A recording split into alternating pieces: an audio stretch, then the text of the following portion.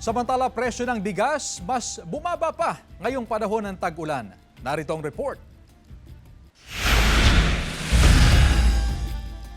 Panibagong pagbaba sa presyo ng bigas ang ipinatupad ng mga rice retailers sa Mangaldan Public Market. Nasa 50 hanggang 75 pesos sa kada 25 kilos na bigas ang bawas presyo. Katumbas ito ng 2 piso hanggang 3 piso kada kilo. Maabiso sa amin medyo baka mas bumaba pa, tsaka at least nami-maintain po siya ngayon. Ayon sa mga negosyante, maraming dumarating na supply ng sako-sakong bigas mula sa Pangasinan at maging sa Nueva Ecija at Nueva Vizcaya. Mahirap pag nag-stock ka tapos biglang mas sumadsad. Medyo mahirap bawin yung lugi minsan. Masaya naman ang mga mamimili sa mababang presyo ng bigas. Sa halagang 30 pesos kasi ay pwede nang makabili ng 1 kilong commercial rice ang mga consumer. Para sa akin, mas gusto kong mababa dahil walang pera pambili.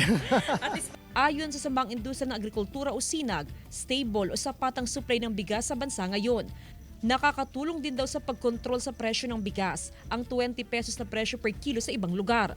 So far, ang farm gate nasa 90 pesos ang deliver sa miller. Ang presyo na retail ng regular meal nasa 37 to 38 pesos. Ang well meal nasa 38 to 40 pesos. Sa ngayon, nasa 30 pesos hanggang 50 pesos ang presyo ng kada kilo ng bigas sa merkado. Kasama si Jing Dakanay, Jasmine Gabriel Galban, One North Central Luzon.